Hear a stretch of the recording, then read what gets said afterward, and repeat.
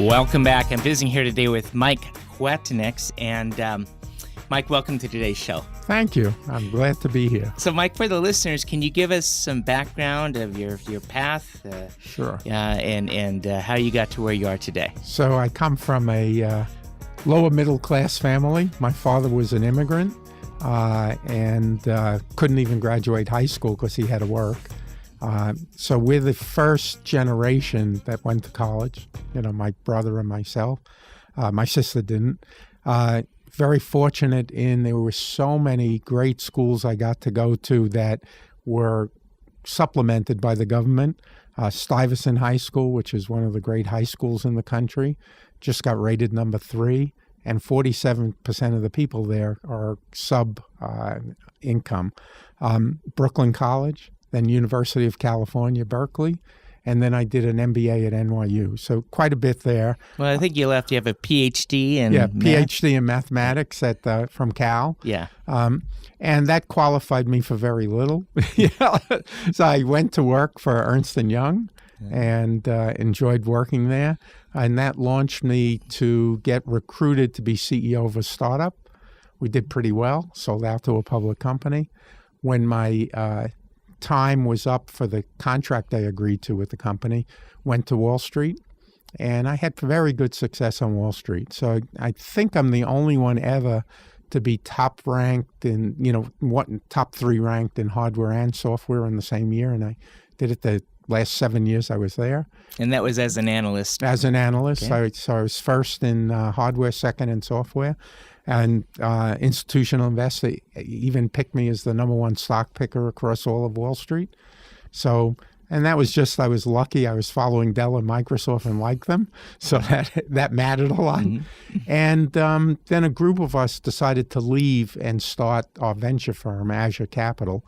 And Frank Quattrone, who I was working with, and I ran the research for him, he asked, "Why are you leaving?" I said, "I think the market is going to blow up." This was in early 2000, and there's going to be a search for who to blame, and I don't want to be here when that happens. Smart guy. And he said, "You're out of your mind. Who would do that?" And then he went through all that BS because he was an innocent guy, and they just wanted a high-profile guy to go after. So Azure Capital, when you sat in there, how many came with you? Well, there were 4 of us who started it, and very stable, 15 years, same 4 guys. And then one of the guys left a year ago to go back to Wall Street. So same 3 partners who started it. And we also brought with us a few other people. And we've been very stable. So even our assistants, we have 2 assistants. They've been with us since the first year. Our financial group, our CFO is with us now for about 7 years. And, it's a family type thing, and, we're doing well, so everybody's enjoying it. Now, is it typically early stage? Is it for managed account? What's your target market? We raise funds, and we're investing out of Fund 3 now. And we invest in post-seed stage and A rounds is where we first come into companies. We try to help the companies a lot. We have a number of ways which we do that. And we have events that help them as well. Like we have a CEO day where we attract about 60 different large corporates and investment banks. And all of our CEOs come. And we have great speakers at it. Like the chairman of Microsoft, the CEO of Citrix, and so on. And then the big thing in that day is we arrange one-on-one meetings between our CEOs and the corporates and investment banks that are there. And last year we did about 240 one-on-ones. So, wow. So it was quite a bit. It was about 8 or 9 per company that our company. And the typical fund size in a raise is how much? Well, we are targeting around $125 million funds. Our first fund was a lot larger, and it really was too large for this style of investing.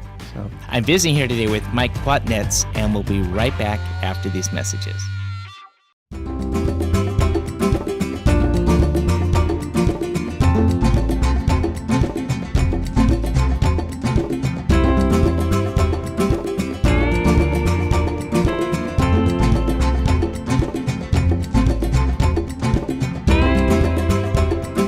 Since you can't take your wealth with you, spend time with your family.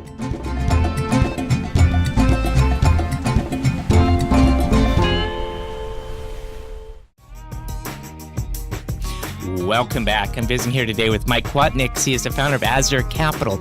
And Mike, in the first break, we're talking about, your timeline, your history. And we left off with the question, where are we at in the industry today, the state of the industry? Yeah, the industry goes through cycles, and you have to everyone has to realize that. And the cycles are too much money comes in, valuations get very high for private, people get psyched up. And then there's some kind of correction. And we had a correction in 2001. We had a correction in 2009. After the correction, it's actually a very good time to invest. We're at a pretty high value now for a lot of companies. And what we try to be, we've pushed into post-seed because there's so much seed money now. So many companies are getting funded at the beginning. And then a lot of them can't find money before they're A. They're not ready for an A round, and they can't find money. So we found that that's a hole in the market right now. And, supply and demand works well. If you find good holes in the market, you get better companies at reasonable valuation. I think there's going to be more falling out of companies that have been funded to grow unprofitably forever. And I don't know which ones for sure. I mentioned a few in my top 10 of 2017. And the reason is their business models don't work. So it's a very interesting time in the industry because there's so much creativity. I get really excited by the entrepreneurs we meet, and we see we get over 1,000 a year that we have opportunities. We invest in about 1 out of 100. So there are a lot of great entrepreneurs, great companies that don't meet the cut because there's somebody a little better, in our opinion. And so you're finding that about 65% of companies that get seed funded can't get another round of funding. So there's a big dropout rate. And then there's some that get anointed and probably get overfunded and are often spending a little wildly. So one of my predictions way back when I was on Wall Street was I was not a fan of Sun. And I kept expecting Sun to roll over. And what happened was, and the reason was that the value proposition they offered was not a good one. That you were paying 3 times as much for the same value as a Wintel server. But in 2000, 99, 2000, profitability didn't matter to anybody. It could spend wildly. So Sun stayed up there until the market correction, and then Sun went down really fast. So you have some things like that going on now. And, I think there'll be more of the so-called unicorns that, fall off. But there's a lot of really legitimate ones. And we're in a transition that's exciting. The web is offering tremendous opportunity. Analysis of data is just so important now. And robotics is another interesting area that's, taking place. And I personally, out of Azure, have been investing in more in the commerce space, just because I think we're early in the transition. And the old line is not adapting well.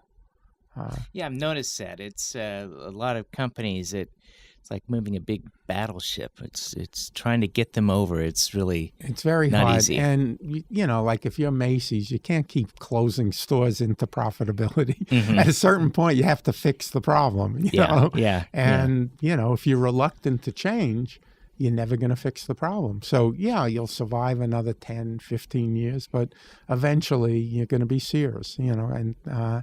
So you have to adapt. Walmart has had a lot of trouble competing with Amazon. And, when they bought Jet, I think they overpaid tremendously, but they're desperate to try to figure out how to compete online. And maybe they got some, strength out of that. It's hard for me to tell. But I think that was a diving save for the investors in Jet. So that leads to the next question. When you're looking at a company and you're deciding, do I go into this company or not, what do you look for? What are the key attributes? Yeah, so first of all, the team is paramount. A great team can move the ship. And if they've made some mistakes, they can fix them. So that's the most important thing. But you want a large market opportunity. And so we assess that. And it may be an existing market that's ripe for change, or it could be a new market that we see developing. You also want a winning business model. I think we're unusual as a firm in that we pay a lot of attention to business model. And the business model means, what is their long-term gross margin going to be? How does that compare, and what's the lifetime value of a customer? And how does that compare to the cost of acquiring the customer?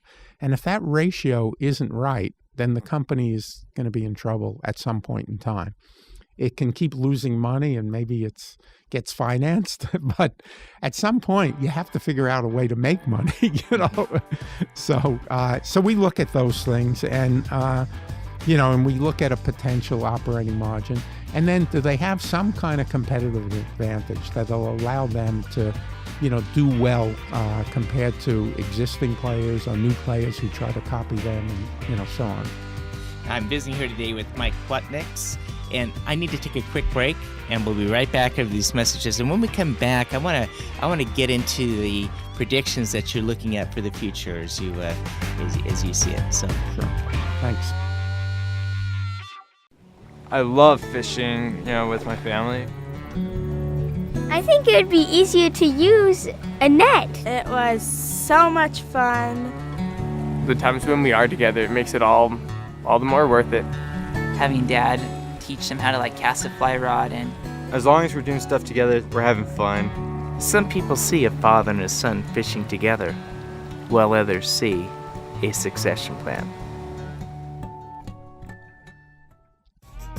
Welcome back. I'm visiting here today with Mike Kwatinetz. And Mike, before the break, we talked about delving into your predictions for 2017, and you do quite a bit of blogging in this area.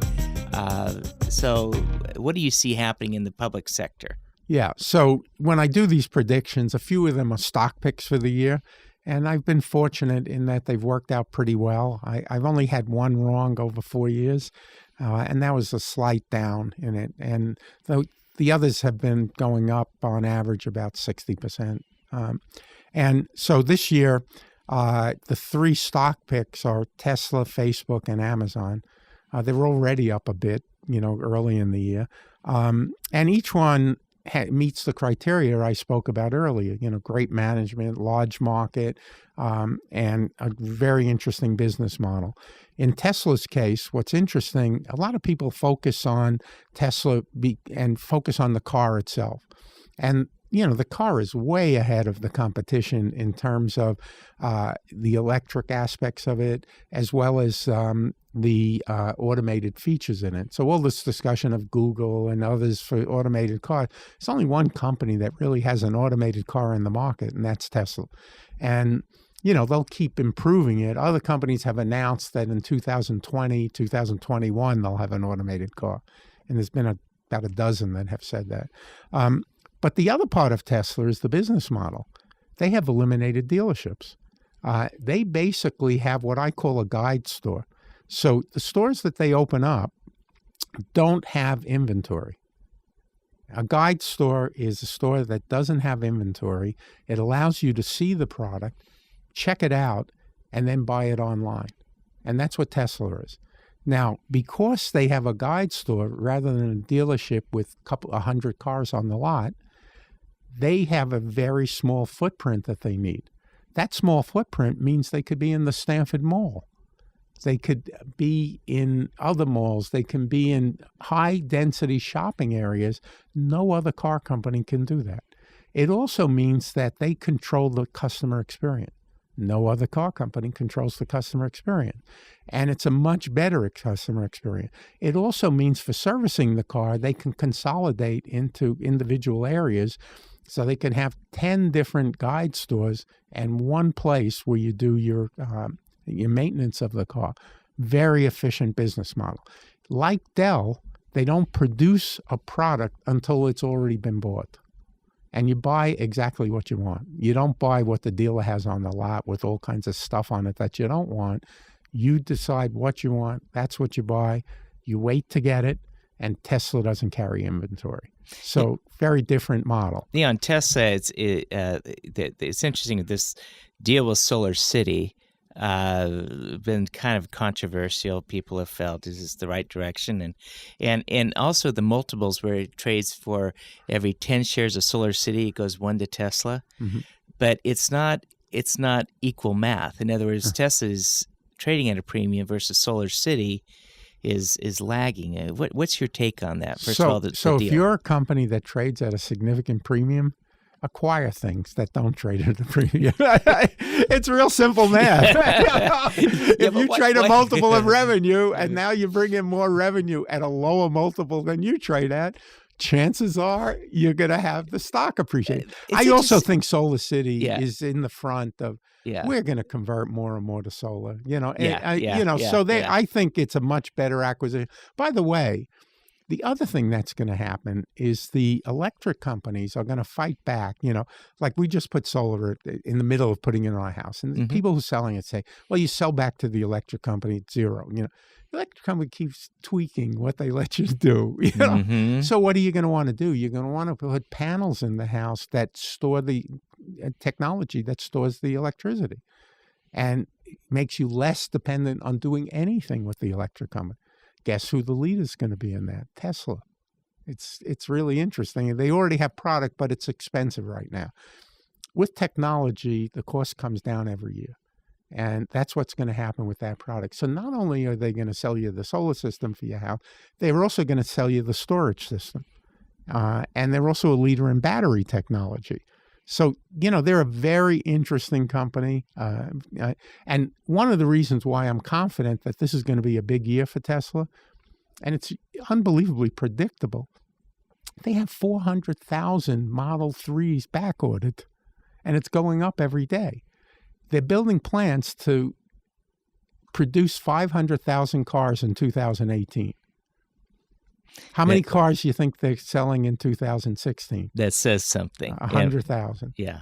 So 5x the units. Now, the average price will be lower because the three. So probably 3 times the revenue in 18 that they have in 16. Should the stock go up off of that? I think probably. And by the way, increases in revenue drive earnings faster. So earnings will go up faster than 3x between now and 18. What do you think about Amazon? I always have loved Amazon. Okay. We were at a meeting when we first started Azure, and we had this brilliant advisory board, a who's who of the industry. And at the time, Amazon stock was $5 a share. And I said, well, why doesn't Walmart buy Amazon? And everybody in the room but me thought they shouldn't. All right. And they may have messed it up if they did, Amazon not only has brilliance in terms of shopping, they also, what other company has been able to come out of their sphere and have the best cloud offering? Who would have thought that would be from Amazon, that would be driving revenue and earning? And by the way, the efficiency of that is getting better each year. So it's adding to the margins are going up in their cloud. They launched the Kindle. Now they own kind of ebooks. All right. They launched a subscription service for that. And the first year they lost money, which is the way Amazon does it to get the market share. Now they have the market share and they've tightened up what they're doing. And the earnings on that is going to go way up. The Echo is unbelievable. In my blog, I compare the Echo to, if you look at the back, to 5 other launches. The iPod, the iPad, the iPhone, so 3 Apple products, but also DVD players, CD players. And how did they progress from year 1 to year 2? They all grew at least 100%, and in fact, most of them grew at least 200% in the second year in the market. And by the third year in the market, they were between 300% and over 1,000% of the first year. The Echo, I think, is a big product for them. And I think even for this Christmas, I think you're going to hear big numbers when they announce. So I think they have a lot of legs to the story. But what's interesting is they understand the consumer, and they give you an unbelievable experience as a consumer. I want to jump over to new and upcoming technology. There's something in the robotic field that you're involved with. Yeah, there's a company called Megabox, and it's a really interesting company. So they are the first company that can efficiently build a giant robot. They had their prototype robot, around for the last year, and now they challenged this company in Japan that's building a giant robot to a fight. And they're in process of completing their giant fighting robot. The robot's going to be 16 feet high. Oh, my gosh. Weigh 20,000 pounds, be able to fire a paintball at 120 miles an hour, which is fast enough to pierce armor. And so it should be very interesting. So we're in the robot wars have now scaled to... Well, all of the things you've looked at have either been animations, like in Star Wars and so on, or they're really small robots. Yeah. So this is the first time we actually are going to have a very, very large robot. Think of it as NFL meets Transformers, where you can have live events, but you also can have all of the licensing and things you do because people are going to want to own little replicas of this and so on. So there'd be teams that would actually buy the robot and they're dress going it out. to have teams at a certain point and form a league of giant fighting robots, and they'll own the league, and people will buy franchises in the league, kind of like NFL type things. And, they have to come up with all the rules of what the franchises get and, so on. But there'll be live events, and I'm pretty sure they'll be able to fill a stadium of 60, 70,000 people pretty easily. I mean, if you think about it, people want to see combat, but they don't want to see anybody hurt. So this is an ideal solution to get, that type of experience without anyone being injured. Now, they're piloted robots, so one of the technology things they have to do is make sure the pilot is well protected. And pilots are inside these things. Yeah. So what else do you see coming up? All right, so we have another company that's pretty interesting called Latote, and it's a Netflix-like subscription where you pay monthly and you get a box. And a woman goes on the site and creates a virtual closet and puts about 80 items in. They get their first box, which is three clothing items and 2 accessories. They can wear it as much as they want. When they're done wearing it, they send it back, get their next box, similar to the old Netflix model. And we then clean it and then press it and so on and use it again, for someone else. This thing is taking off. It saves women a tremendous amount of money. In a single year, a woman has access to 720 items. I'm sorry, they have access to 120 items. 120 items in a year, and they're paying $720 for that. And normally, the amount of product they have access to is 10 times what they're paying in value. So it's pretty, and they don't have to clean it. We do that. So that's a very interesting one. It's ramping very, very quickly. I think you're going to hear more and more about them. We have another one called Cherish, which is a company that is a marketplace for vintage furniture and decor, also doing really well. And there's nobody quite directly competing with them, although now they've launched the second product, the Casa, which is competing with First Dibs. A third one, Vita, is very interesting. What they are is a next generation Etsy is the way to think about it. They allow people to design products using their technology. And they have partnerships with Share now is designing products on their site. They have fine art products. Products are things like scarves, tops for women, dresses, and so on. And they're in some museum stores now because they can have a Van Gogh on a scarf, and they manufacture in countries outside the U.S. primarily, but some in the U.S. And again, they don't hold inventory; they produce to order. And another one that, when I say ramping fast, I'm saying over 100% a year. Wow. Wow. And some of them are 200-300% a year. So Mike, it's been fun having you with us today on the show. If a person wants to follow your blog, how would they do that once more? Just Google Soundbites, and Bites is BYTES. So soundbites2.com, soundbites2, and you'll find it. We've been visiting here today with Mike Kwatinetz. And Mike, thanks for being on today's show, and join us again here on American Dreams next week.